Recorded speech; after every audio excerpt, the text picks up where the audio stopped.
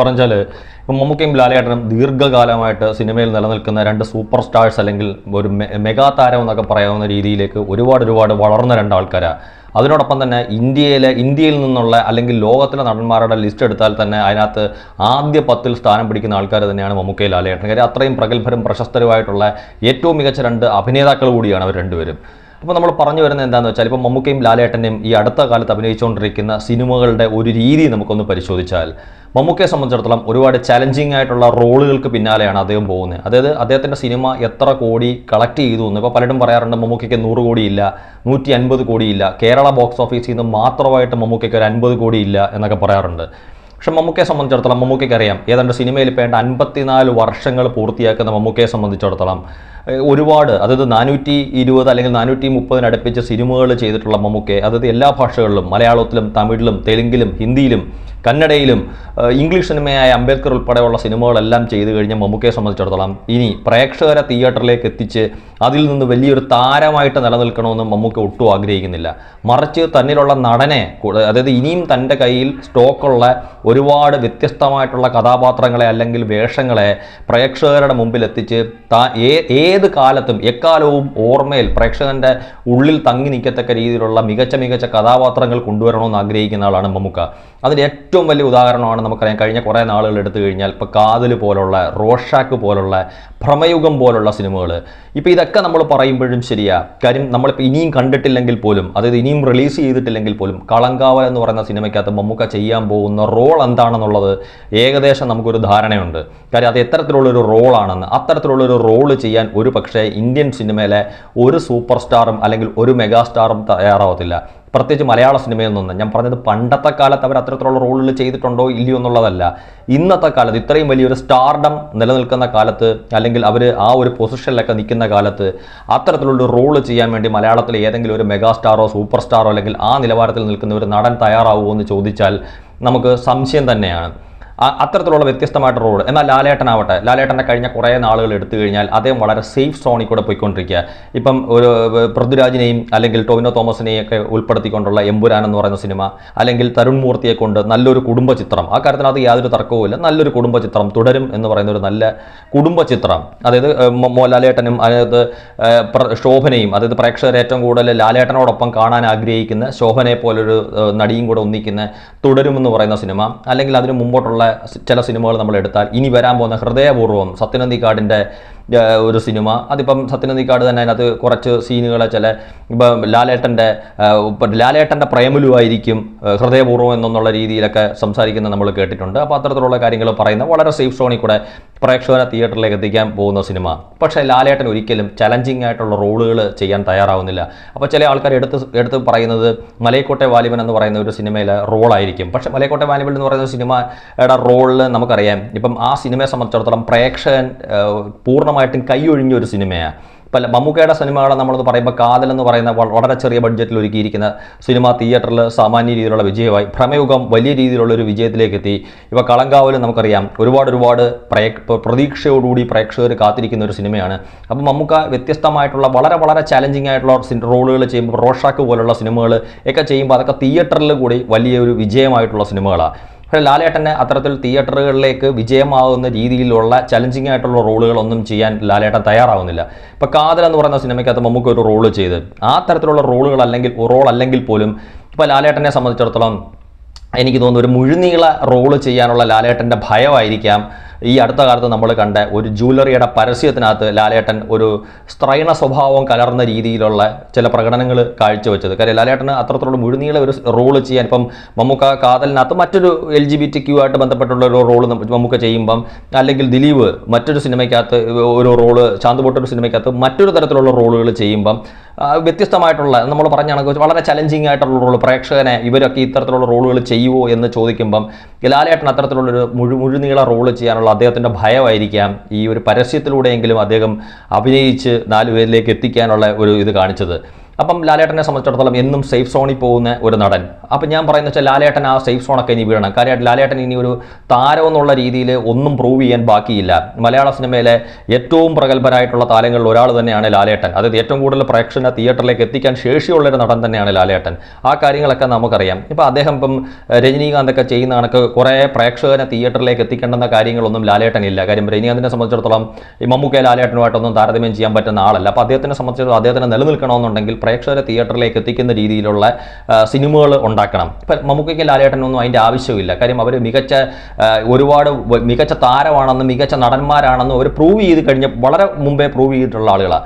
അപ്പം ഞാൻ പറഞ്ഞ കണക്ക് ഇപ്പം മമ്മൂക്ക ചെയ്തിട്ടുള്ള ഒരു പ്രമയുഗം പോലെയോ കാതൽ പോലെയോ റോഷാക്ക് പോലെയോ അല്ലെങ്കിൽ മമ്മൂക്ക ചെയ്യാൻ പോകുന്ന കളങ്കാവൽ പോലെയോ അതായത് ചെയ്ത് റിലീസിന് കാത്തിരിക്കുന്ന കളങ്കാവൽ പോലെയുള്ള വളരെ ചലഞ്ചിങ് ആയിട്ടുള്ള റോളുകൾ ലാലേട്ടൻ ചെയ്യണം എന്നാണ് എൻ്റെ ആഗ്രഹം. കാര്യം അതുകൊണ്ട് നമ്മളിപ്പോൾ ഈ പറഞ്ഞ കണക്ക് ലാലേട്ടൻ ഈ സമീപകാലത്ത് ചെയ്തിട്ടുള്ള നേര് എന്ന് പറയുന്ന സിനിമ നമുക്കൊന്ന് മാറ്റിവെക്കാം, അല്ലെങ്കിൽ തുടരും മാറ്റിവെക്കാം, എമ്പുരാൻ മാറ്റിവെക്കാം, ഇനി റിലീസ് ചെയ്യാൻ പോകുന്ന ഹൃദയപൂർവ്വം മാറ്റിവെക്കാം. ഇത്തരത്തിലുള്ള റോളുകളൊന്നും ചെയ്യാൻ വേണ്ടിയിട്ട് ലാലേട്ടൻ വേണമെന്നില്ല.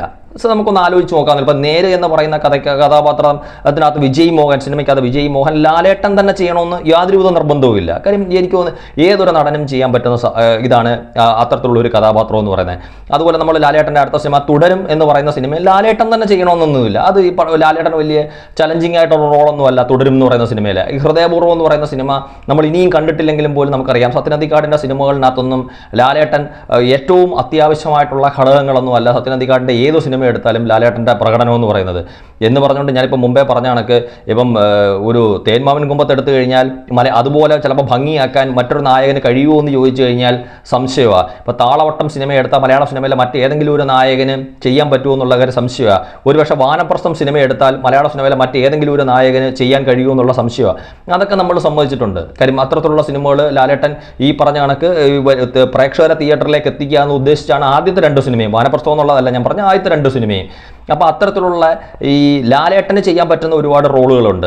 അപ്പം ഞാൻ പറഞ്ഞ കണക്ക് അതൊക്കെ ഒന്ന് മാറ്റി വെച്ച് ലാലേട്ടനെ സംബന്ധിച്ചിടത്തോളം ലാലേട്ടൻ വന്ന് ഇനി പുതിയതായിട്ട് ഇപ്പം മമ്മൂക്ക ചെയ്തുകൊണ്ടിരിക്കുന്ന രീതിയിൽ പ്രേക്ഷകനെ ഞെട്ടിക്കുന്ന രീതിയിൽ ഇപ്പോൾ റോഷാക്കിലെ എന്ന് പറഞ്ഞാൽ റോഷാക്കിലെ പോലൊരു കഥാപാത്രമല്ല, റോഷാക്ക് ചെയ്യാൻ മമ്മൂക്ക കാണിച്ച ഒരു തൻ്റെ ഇടം, അല്ലെങ്കിൽ ഒരു ധൈര്യം, അല്ലെങ്കിൽ പ്രമയുഗം ചെയ്യാൻ മമ്മൂക്ക കാണിച്ച ഒരു ധൈര്യം, അല്ലെങ്കിൽ കാതലും അല്ലെങ്കിൽ ഇനിയുള്ള കളങ്കാവലും ചെയ്യാൻ വേണ്ടിയിട്ട് മമ്മൂക്ക കാണിക്കുന്ന ഒരു ധൈര്യം, അത് ലാലേട്ടനും ഏറ്റെടുക്കണം. അത്തരത്തിലുള്ള സിനിമകൾ ലാലേട്ടൻ്റെ ഭാഗത്തു നിന്ന് എത്തുകയും പ്രേക്ഷകന് അത് സ്വീകരിക്കുകയും ചെയ്യുന്നതാണ് ലാലേട്ടനുള്ള നടൻ പൂർണ്ണമാണെങ്കിൽ. അല്ലെങ്കിൽ നമുക്ക് പറഞ്ഞുകൊണ്ടിരിക്കാവുന്നേ ഉള്ളൂ.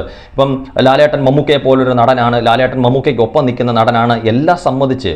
പക്ഷേ അത് ഞാൻ പറഞ്ഞില്ലേ, ഇതുവരെ ചെയ്തിട്ടുള്ള റോള് ഇപ്പം നമ്മൾ എമ്പുരാനിലും തുടരും എന്ന് പറയുന്ന സിനിമയിലും അല്ലെങ്കിൽ നമ്മൾ കണ്ടിട്ടുള്ള ലാലേട്ടൻ്റെ പഴയ സിനിമകളൊക്കെ എടുത്താൽ ഇതൊക്കെ വർഷങ്ങൾക്ക് മുമ്പ് ലാലേട്ടൻ തന്നെ ഒരുപാട് സിനിമകളിൽ ചെയ്ത് പലതും തിയേറ്ററിൽ വിജയമായതും ചിലതൊക്കെ തിയേറ്ററിൽ പരാജയപ്പെട്ടിട്ടുള്ളതുമായിട്ടുള്ള റോളുകളോടെ സാദൃശ്യം അല്ലെങ്കിൽ സാമ്യം നിലനിൽക്കുന്ന റോളുകൾ തന്നെയാണ് ലാലേട്ടൻ്റെ നമ്മളിപ്പോൾ ഈ സമീപകാലത്ത് കണ്ടുകൊണ്ടിരിക്കുന്ന സിനിമകളെല്ലാം.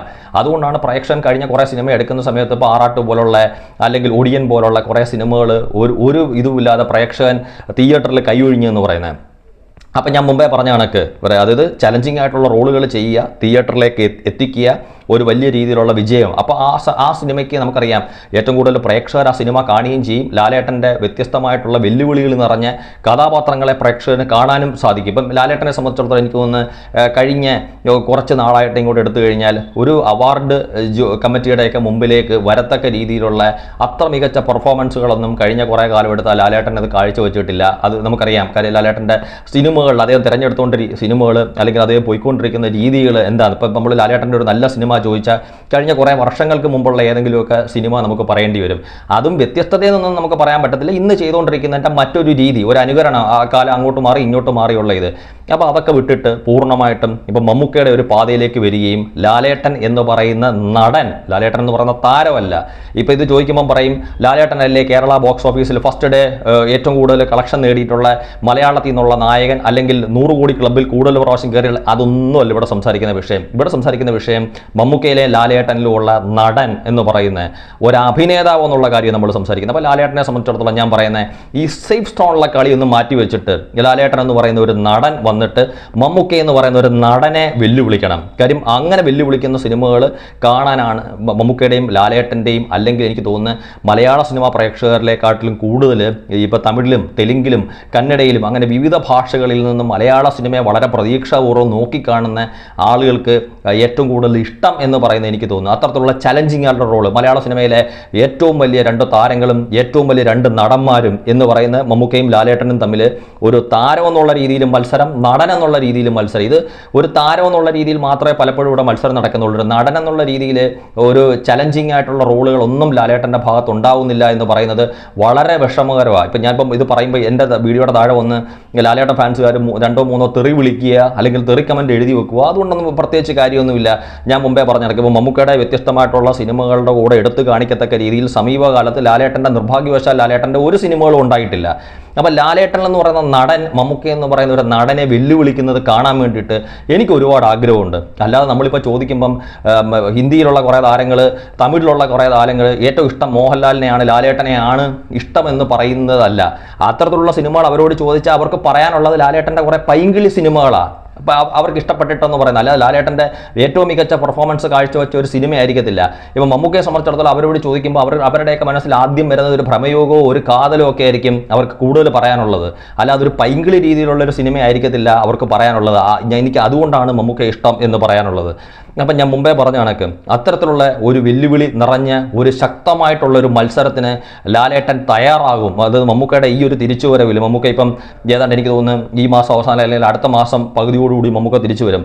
തുടർന്ന് അങ്ങോട്ട് ഒരു നല്ല നടൻ എന്നുള്ള രീതിയിൽ ലാലേട്ടൻ മമ്മൂക്കയെ വെല്ലുവിളിക്കണം എന്ന് തന്നെയാണ് പറയുന്നത്. വെല്ലുവിളിച്ചാൽ മാത്രം പോരാ, മമ്മൂക്കയ്ക്ക് ഒപ്പം അല്ലെങ്കിൽ മമ്മൂക്കയ്ക്ക് മുകളിൽ നിൽക്കത്തക്ക രീതിയിലുള്ള പെർഫോമൻസ് ലാലേട്ടൻ്റെ ഭാഗത്തുനിന്ന് ഉണ്ടാവണമെന്ന് ആത്മാർത്ഥമായി ഞാൻ ആഗ്രഹിക്കുന്നു. Thank you.